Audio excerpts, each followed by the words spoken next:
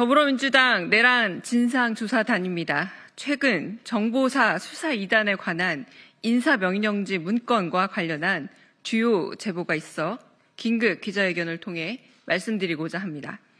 검찰은 수사 2단을 발족한 적이 없다는 이유로 미리부터 노상원에 대한 수사를 축소할 의도를 노골적으로 드러냈습니다. 이를 반박하는 인사명령 문건은 인사 배치뿐만 아니라 작전 임무 명령에 관한 구체적 내용까지 포함되어 있어 검찰은 이러한 수사를 하지 않는다면 수사에 손을 떼라 촉구하는 바입니다.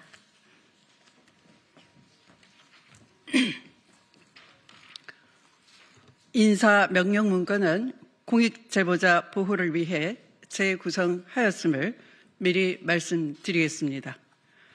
첫째, 12.3 내란 당일 오후 11시 포고령 이후 김용현 전 국방장관은 오영대 국방부 인사기획관에게 일반 명령지 2장과 1일 명령지 3장, 총 5장을 넘겨줬다고 한다.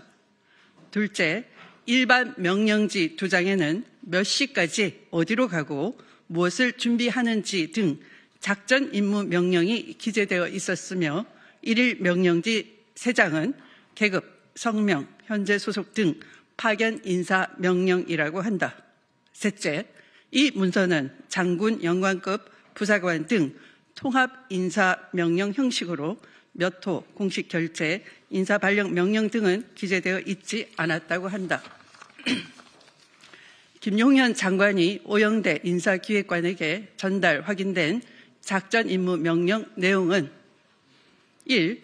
2024년 12월 3일 화요일 24시까지 93회 수사 2단장은 정보사 100여 단에 위치하여 대기할 것. 2. 2024년 12월 4일 수요일 오전 8시까지 일대 군사경찰 인원은 수방사 현병단으로 집결할 것. 3. 2024년 12월 4일 수요일 오전 8시까지 장비, 승용차 8대, 승합차 석 대, 미니버스 석 대 수갑 100개는 수방사 현병단으로 집결할 것. 이렇게 요약이 됩니다. 넷째, 정보사 수사 2단의 1대 김상용 대령은 군사경찰 소속 인원 23명으로 중령급 이하 영관, 위관, 부사관으로 구성되어 있으며 김용군 헌병 대령과 근무연 위주로 선발됐다. 다섯째, 2대 김봉규 대령, 3대 정성욱 대령은 정보사 소속 인원 총 38명으로 영관, 위관급 장교, 육사 비호남 출신으로 구성되었으며 노상원 전 정보사령관과 근무연 위주로 선발됐다. 이렇게 제보된 내용을 종합해 본다면 계엄 다음 날인 12월 4일 수요일 오전 8시 수방사 집결 인원은 군사경찰 23명과 버스 등 14대의 이동수단 그리고 체포도구인 수갑 100개를 활용해 수방사 B1 벙커에 가둬놓은 국회의원, 정치인 등을 신길동 등 다른 구금시설로 분산 배치하기 위한 계획이었음이 추론되는 것입니다.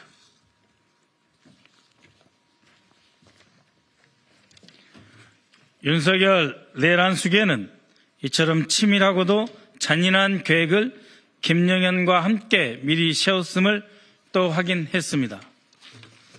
김영현은 지난 12월 8일 새벽 1시 30분 검찰에 자진 출두했습니다.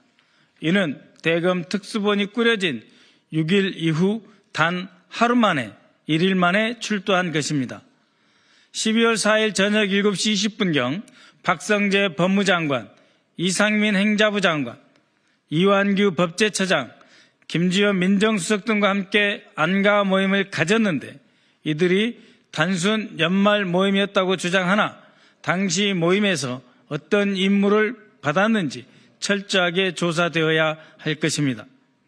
또한 경찰이 6일 김영현 전 장관에 대한 압수수색 등 영장 신청하자 12월 6일 밤 심우정 검찰총장, 김선호 국방차관에게 전화해 장관이 연락이 안 된다며 연락하게 해달라 했고 김선호 차관은 김용현 측근에게 연락해서 접촉하게 해줬다는 국방부 내부 제보도 있습니다.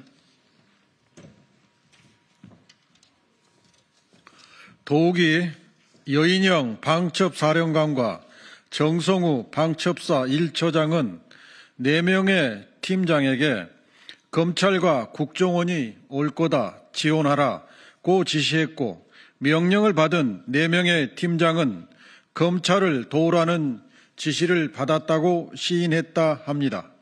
그럼에도 검찰은 이 일을 부인하는 정성우의 진술을 근거로 내세우며 12.3 계엄에 관한 검찰 관련성을 부인하기 급급합니다.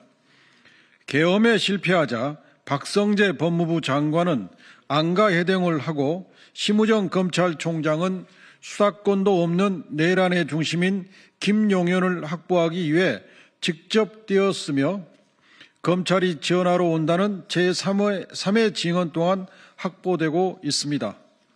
검찰은 김용현으로부터 어떠한 진술 조서도 받아내지 못하고 있습니다. 게다가 김용현에 대한 수사 자료는 공수처에 제공조차 하지 않고 있습니다.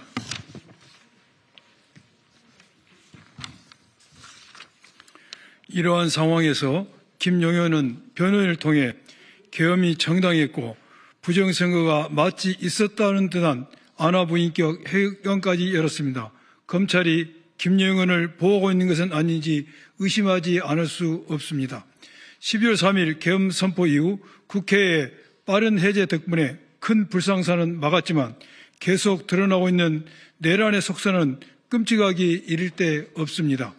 탄핵은 안 된다는 국민의힘 의원들과 계엄 선포 당시 함께한 사실상의 내란 방조 국무위원들은 각자 자기 살 길을 찾기 위해 준내란 상태를 지속시키고 있습니다. 내란 진상조사단은 더 이상 내란 상태를 지켜보고만 있을 수 없습니다. 내란 수괴와 그 공범들의 방패가 되고 있는 검찰은 내란 수사에서 손을 떼고 김용현 등 주요 내란 수괴들을 공수처로 이첩해야 할 것입니다. 공수처는 현재 나와 있는 증거만으로 충분히 윤석열 내란 수괴를 체포할 수 있습니다. 서울시와 서울경찰청에 요구합니다. 용산 대통령실 일대, 한남동 대통령 관저 일대, 삼청동 총리공관 일대, 삼청동 안가지역 일대, 광화문 정부종합청사 일대에 대한 2024년 12월 1일부터 12월 27일 현재까지 CCTV 영상을 국회에 제출하여 주시기 바랍니다. 시간이 흐를수록 대한민국은 무너지고 있습니다. 조속히 내란 특검을 출범시켜 하루빨리 대한민국을 바로 세우고 민주주의를 되찾는 일은 윤석열 내란 수괴의 구속입니다. 공수처는 지금 즉시 윤석열을 체포, 구속하십시오.